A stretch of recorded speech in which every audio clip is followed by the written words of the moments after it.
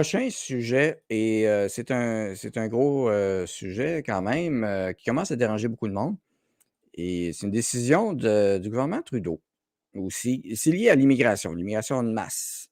Une mesure secrète d'Immigration Canada entraîne une hausse des demandes d'asile et ça se fait parlant de voyages et transports, ben oui, via les aéroports et tout d'un coup, il y a un sursaut de demandeurs d'asile qui arrivent avec des visas en bonne et due forme et tout d'un coup, il y a l'affaire et là, il y a des milliers de personnes. On parle de 26 000 demandes rapidement, qui utilisent un visa dans les aéroports, ce qui en plus engorge bien sûr les aéroports, mais notre système aussi de demande, d'immigration. Un mot là-dessus, qu'est-ce que tu penses de cette situation-là qui est assez, absurde quand on regarde ça? Bien, ce que je crois, Daniel, c'est que les aéroports canadiens, Montréal et Toronto en particulier, sont devenus le nouveau chemin Roxham. Il faut savoir, on se rappelle que le gouvernement fédéral de Trudeau a fermé le chemin Roxham. On le demandait, nous, depuis des années. Et il est venu à l'évidence. Pourquoi? Parce que la population était tannée de voir des faux réfugiés qui traversaient illégalement notre frontière. Mais ils ont fait ça, mais d'un autre côté, ils ont créé une nouvelle route Roxham, les aéroports canadiens. Pourquoi? Parce que, comme le dit bien l'article, une mesure un peu cachée et secrète du gouvernement fait en sorte que maintenant, dans certains pays, surtout le Mexique et l'Inde et des pays d'Afrique, les gens, pour venir au Canada en tant que visiteurs, et je dis bien visiteurs, doivent demander un visa. Et normalement, lorsqu'ils appliquent pour leur visa de visite, ils doivent dire combien de temps qu'ils vont rester au Canada en visite. Ils doivent démontrer qu'ils ont assez d'argent pour vivre au Canada durant leur visite et qu'ils ont assez d'argent aussi pour retourner dans leur pays. Mais ce que fait finalement, ce qu'a fait le gouvernement Trudeau, il a assoupli ces mesures-là. Et maintenant, les gens de pays d'Afrique, Ouganda ou plusieurs pays d'Afrique, lorsqu'ils font une demande de visa pour être touristes, ils n'ont plus besoin de démontrer qu'ils ont assez d'argent pour rester au Canada pendant le temps qu'ils demandent et pour retourner dans leur pays. Le gouvernement fédéral a levé ces conditions-là. Et qu'est-ce que ça le fait? Bien, plein de gens viennent ici sur un mandat, un visa de touriste, viennent ici au Canada et lorsqu'ils arrivent à l'aéroport, ils déclarent qu'ils sont réfugiés. Et donc, c'est des faux réfugiés. Et qu'est-ce qui s'est passé?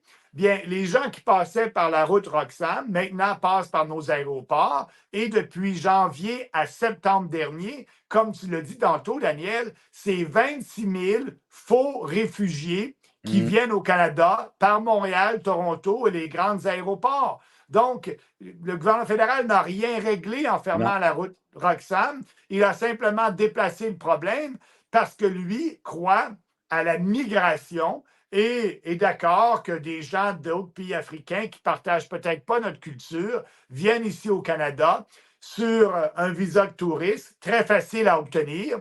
Et lorsqu'ils sont ici, bien là, ils demandent d'être réfugiés. Donc, c'est encore le même problème de faux réfugiés qu'on avait au chemin Roxham.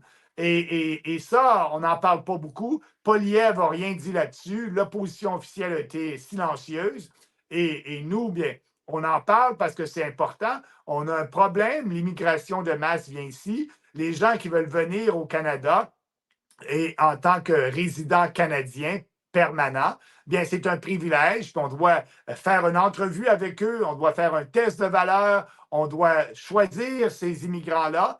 Et bien, les faux réfugiés, bien, c'est des faux réfugiés. Moi, j'aime mieux aider des gens qui sont vraiment réfugiés, qui sont dans des camps de réfugiés à quelque part dans un pays, pas des gens qui décident d'un pays africain qui nous mentent en disant je vais rentrer comme touriste et je vais être au Canada pendant une semaine ou deux.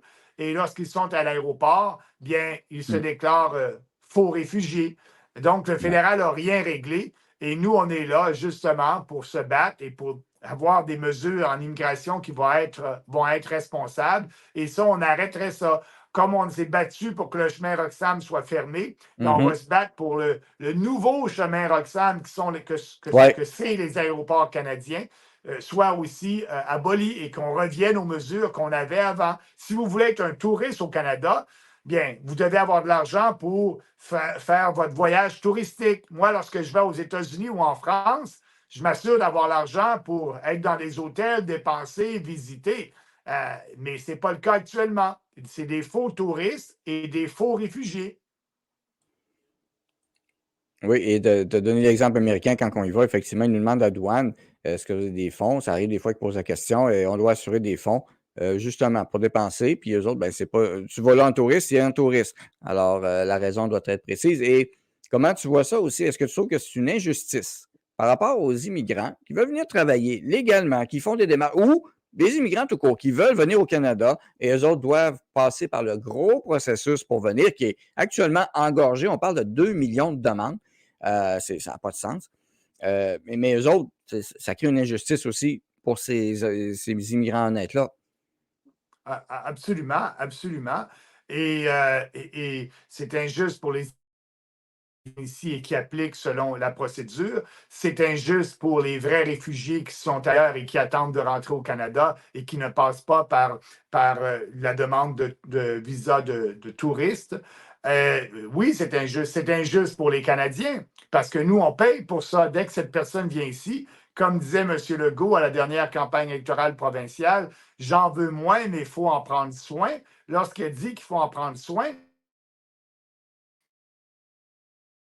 de l'argent aux Canadiens pour s'assurer ces gens-là. Et suite à ça, c'est tellement devenu un problème que le gouvernement fédéral a réservé dans les hôtels 4000 chambres d'hôtel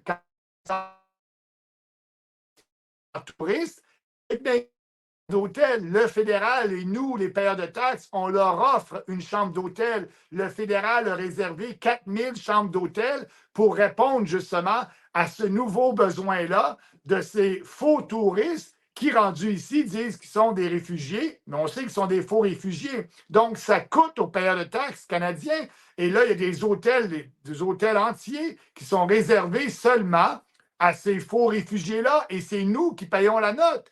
Donc, si vous voulez être touriste au Canada, payez votre hôtel et venez en tant que touriste.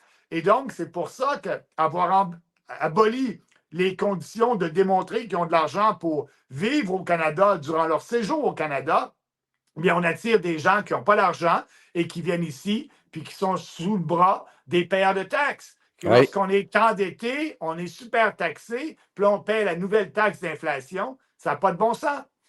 Non, c'est ça. Et c'est la charge de tout le monde. Et c'est injuste pour les travailleurs. On parle souvent d'immigration, de travail, on a besoin de travailleurs, mais là, c'est pas un contexte de travail.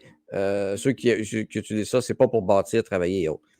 Absolument pas. C'est notre problème au Canada. Donc, à un moment donné, il va falloir quelqu'un qui prenne ça en charge comme du monde. On va être là pour Ouais. le faire, Daniel.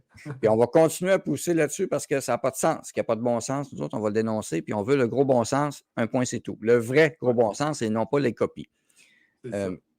Parlant de copies,